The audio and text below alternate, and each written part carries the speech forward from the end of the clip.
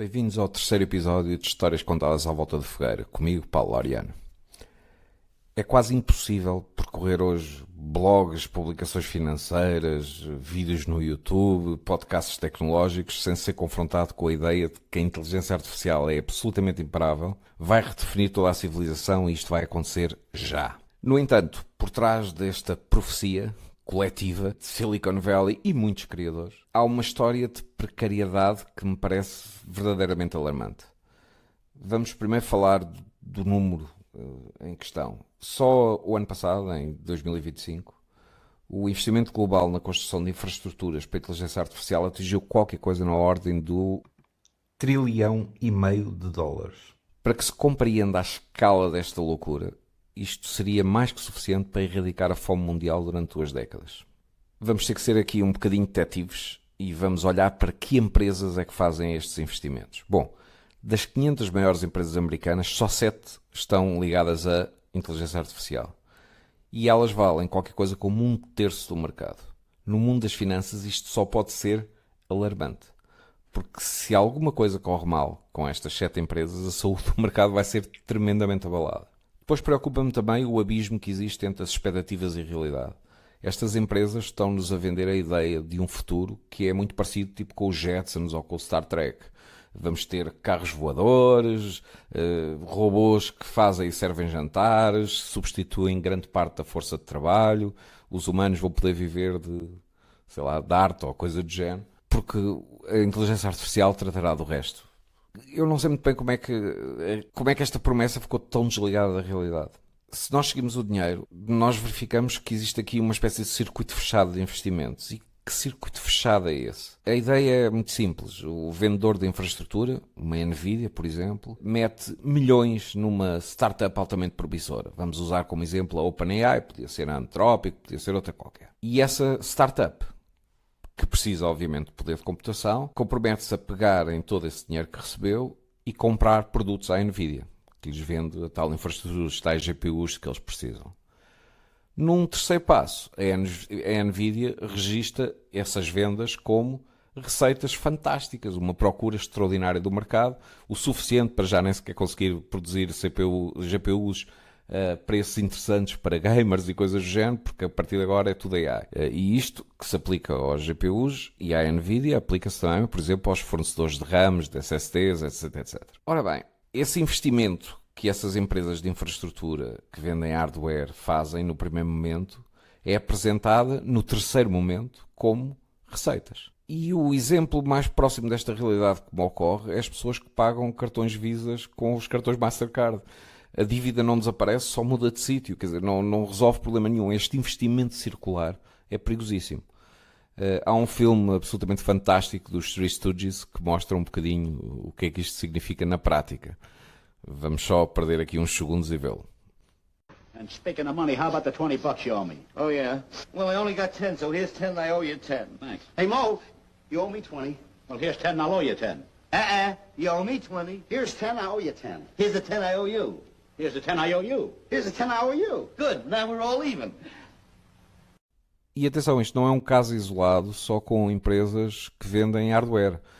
As empresas que vendem infraestruturas de cloud estão a fazer exatamente a mesma coisa. Fazem grandes investimentos nestas empresas, muitas vezes já nem é em dinheiro, com a promessa de que estas empresas precisam de lhes comprar os serviços a seguir. Não, vendem créditos de cloud. Ou seja, o investimento de $1 milhão corresponde a $1 milhão de utilização de uma AWS ou de uma Azure, etc, etc. O tema é exatamente o mesmo. Claro que estas empresas, no terceiro momento, vão restar todos esses serviços como crescimento, como serviços vendidos a alguém. Quando no final do dia, só lembrando toda a gente, foram eles que no primeiro momento geraram o dinheiro que depois se converteu nesses serviços que lhes foram comprados. Bom, eu diria que o lado financeiro de tudo isto parece, no mínimo, pelo menos frágil. Mas e a tecnologia? Isso importa, obviamente, não é? O problema deste boom é que ele foi construído em cima de pressupostos que não são reais. Durante muito tempo, as empresas que desenvolviam a inteligência artificial tinham uma ideia de que quanto mais escalassem, melhores iam ser os resultados. Ou seja, para ter uma IA mais inteligente, é torná-la maior. Mais dados, mais parâmetros, mais poder computacional. E maior era sempre melhor. Era o mantra que basicamente toda a gente repetia. Só que há aqui um pequeno por maior que não dá jeitinho nenhum. É que estas lógicas estão a falhar. Nós estamos sistematicamente a bater num muro de rendimentos decrescentes. Ou seja, hoje tornamos um modelo 10 vezes maior, 10 vezes mais caro, com 10 vezes mais hardware, mas não temos um incremento de qualidade de 10 vezes. Longe disso. Às vezes estamos a fazer fortunas para ter incrementos de qualidade que são progressivamente cada vez menores. O que é que isto significa? Significa que mesmo com muito investimento, mesmo que haja aqui alguns saltos ainda relativamente apreciáveis, esses saltos são cada vez menores.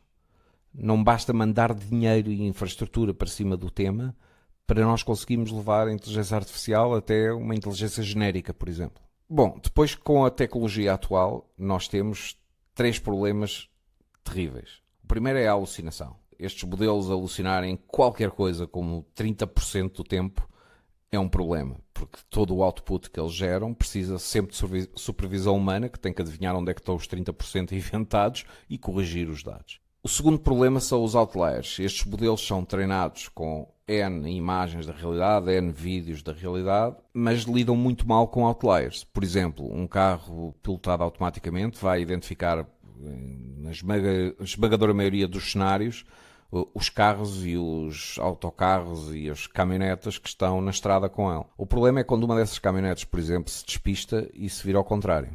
E de repente o modelo fica confundido.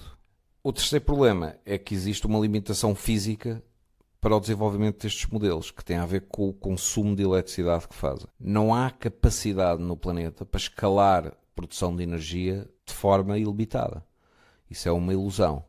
E já hoje, quando se fazem os novos data centers para correr estes sistemas de inteligência artificial, a realidade é que há N Estados americanos e N países em que pura e simplesmente não há capacidade de produção energética para albergar aqueles data centers. É claro que a imaginação de toda a gente, quando há dinheiro a mais e mais dinheiro do que juízo, já leva uma série de empresas a propor construir centrais nucleares só para sustentar data centers e coisas do género. Recapitulando, temos finanças que parecem um castelo de cartas, frágeis, uma tecnologia que está a manter contra um muro de retorno no investimento cada vez menor. E o que é que raio é que pode fazer com que isto tudo corra muito mal? Bom, eu penso que há um alfinete muito simples chamado open source que pode rebentar a bolha de vez. Isto porquê? Porque nós temos estes gigantes a gastar bilhões para construir os seus modelos caríssimos, criar os seus walled gardens para depois serem os donos do poder computacional que as pessoas vão pagar todos os meses em assinaturas, ao mesmo tempo que temos modelos de código aberto que estão a evoluir brutalmente depressa. Custa uma pequena fração do custo dos modelos das principais empresas que estão envolvidas neste bolinho e, pequeno pormenor, em muitos casos são corridos no perímetro. No perímetro significa dentro de empresas ou dentro das casas das pessoas. E todo este investimento brutal que está a ser feito nos data centers pode resultar em coisa rigorosamente nenhuma. E eu não estou a exagerar, os modelos open source são absolutamente fantásticos. Estão literalmente a roubar o almoço aos grandes. Eles são a maior ameaça existencial à grande promessa vendidas aos investidores destas empresas de AI, que é, apostem em nós temos o data center, nós temos a capacidade computacional, somos nós que vamos vender este serviço a alguém. E se calhar não vai ser assim. E se não for assim, se fizermos um pequeno exercício de imaginação em que as pessoas estejam a correr modelos internamente dentro das suas casas e das suas empresas, esta gente tem um problema enorme e a bolha arrebenta. A história dá-nos avisos sérios sobre o que acontece quando estas bolhas incham e depois explodem. Por exemplo, na crise das .com, a empresa que vendia infraestrutura na altura, o equivalente hoje à NVIDIA e aos produtores de RAMs, SSDs, e a TSMC, que vende os CPUs, o equivalente naquela altura era basicamente a Cisco. E a Cisco, que foi uma das vencedoras que saiu daquele mundo sem ir à falência, daquela explosão da .com, a Cisco demorou qualquer coisa como 25 anos a recuperar o valor das suas ações. 25 anos. Há exemplos mesmo fora do universo da tecnologia que mostram que às vezes os problemas que nós criamos não se resolvem depressa. O século passado os dentistas passaram décadas a meter chumbo nas cavidades dos dentes das pessoas. Depois a ciência veio demonstrar que esse chumbo era só venenoso. E durante décadas seguintes andaram a retirar os chumbos que foram colocados nas cavidades dos dentes das pessoas e a substituir isso por compostos de resina sintéticos que não envenenavam os doentes. Limpar o granel gerado pelas inteligências artificiais pode igualmente demorar gerações, porque a tendência e a pressa com que toda a gente está a despedir pessoas e a achar que a AI faz dos engenheiros super engenheiros e que produzem 30 vezes mais e disparates épicos dessa dimensão, o que vai acontecer é que o lixo que vai ser produzido por inteligência artificial vai carecer de pessoas verdadeiramente boas a corrigi-lo, e essas pessoas não vão existir no contexto das empresas. Vão demorar décadas a limpar aquele código.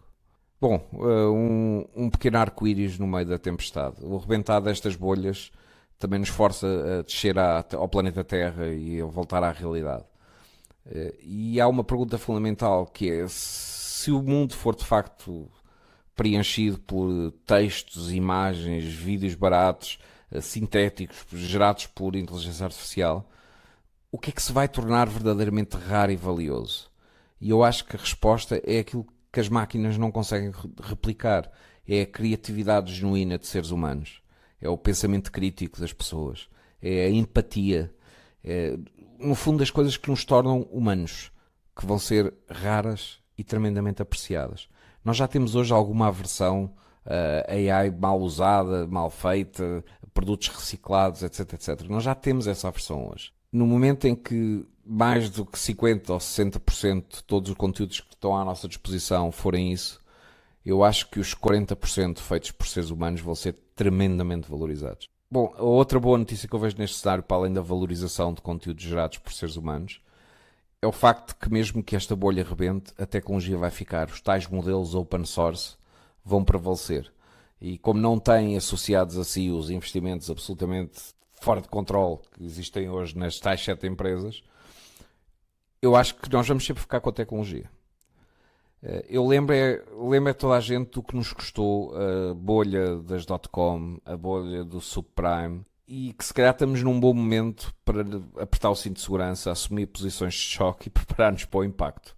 Eu posso estar errado, eu adoraria estar errado, mas para mal dos meus pecados acho que não estou.